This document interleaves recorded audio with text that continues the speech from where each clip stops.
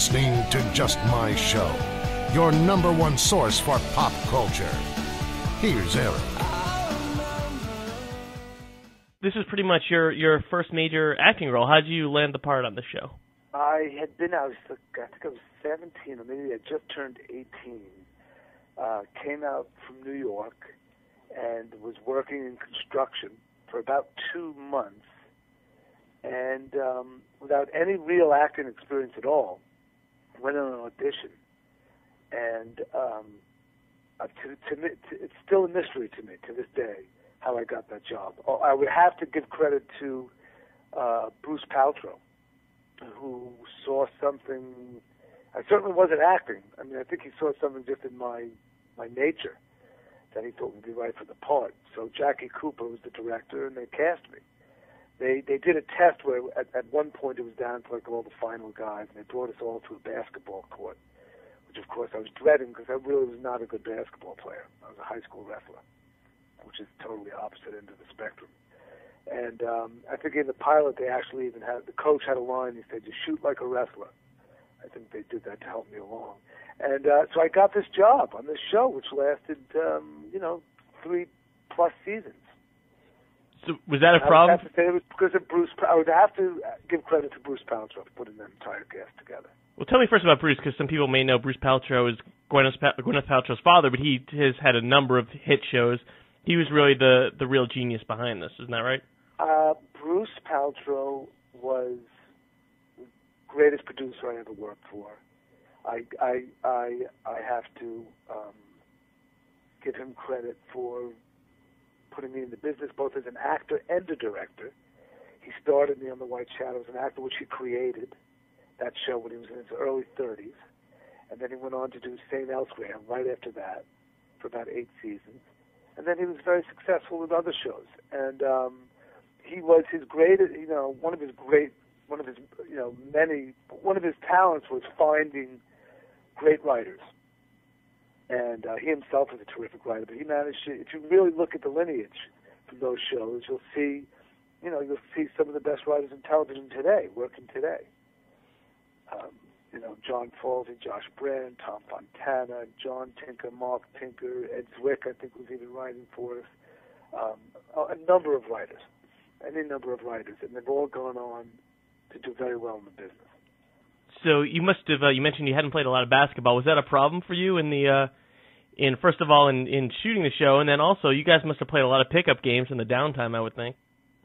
We did. That's all we did. We went through so many first ADs because we refused. We were really like a bunch of high school kids, and we were just incorrigible. We would misbehave, but Bruce kept us all in line.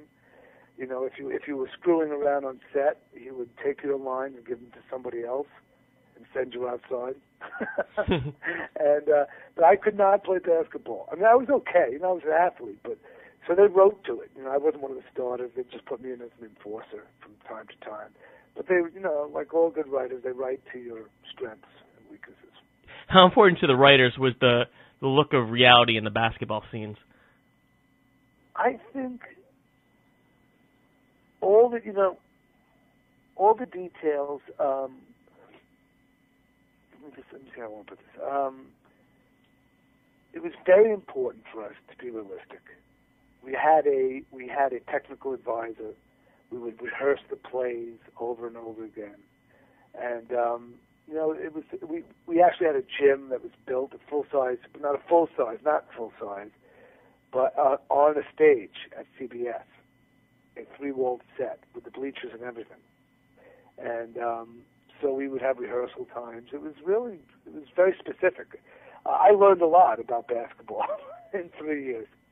And we just had the best time. Can you imagine? It was like going to high school again for another 4 years. I think that's one of the earlier shows that, from a racial standpoint, represented what some basketball teams are really like. There are people that you had a lot of, obviously, African-American players, you had white players, you had Hispanic players, you had Jewish players. Did you realize at the time, was that a big deal at the time to you guys? Did you know that would be an impact? No. I certainly didn't. I was just young and dumb. I didn't know. I was just having the time of my life. And I was the youngest, I believe, on the team. of the actors. But I don't know. I think we were just thrilled to have the job, and we were getting these great scripts where we were dealing with like real issues and stuff. But there were also some really funny sort of comedy, and it was a great place to grow up on a set. And it was a great learning. It was those days at MTM and with Bruce Paltrow and those guys. It was a dream. It has informed my career. I've always, all the things I learned there, how to be a professional and everything else. I'm lucky to have learned that early on in my career. Do you have a favorite episode of the show? Favorite episode? Well, for me, I always sort of was fond of the episode called "The Great White Dope," where I was a club fighter, and it's about sort of about the relationship I had with my father, who was a former prize fighter, and the coach gets involved. But I also got to do a lot of boxing in it, which I loved, and I got to train with Carlos Palomino. It was like a great show for me. But I think the pilot was very strong. That was just my personal favorite because I got to do a lot of stuff in it. But we did a lot of good shows. Now, you are a big-time director. For people that don't know, you've directed a ton of different shows, and of course, were you one of those guys that, you hear about these actors that are on the set and they're just constantly watching the director? Did you know at the time that you might want to do this? When I saw Thomas Carter and Kevin Hooks, who were both on The White Shadow, get their breaks early, Thomas Carter on The White Shadow and Kevin Hooks on St. Elsewhere, it really inspired me. And I was a little bit younger, so I was still sort of sowing my wild oats. But, as the years went on, I thought, gee, that's a great move. It's so much more interesting for me, anyway. It's so much more challenging. And, you really feel like part of the team. It's not all about you. So I sort of liked all those aspects of it. And, I didn't go to school for it. I did learn on the set through osmosis, just through watching and hanging out in the editing room. And, again, Bruce Paltrow was the one who gave me my break. I mean, no one just hires a guy in episodic television to direct without experience. So you have to it's important to have a mentor.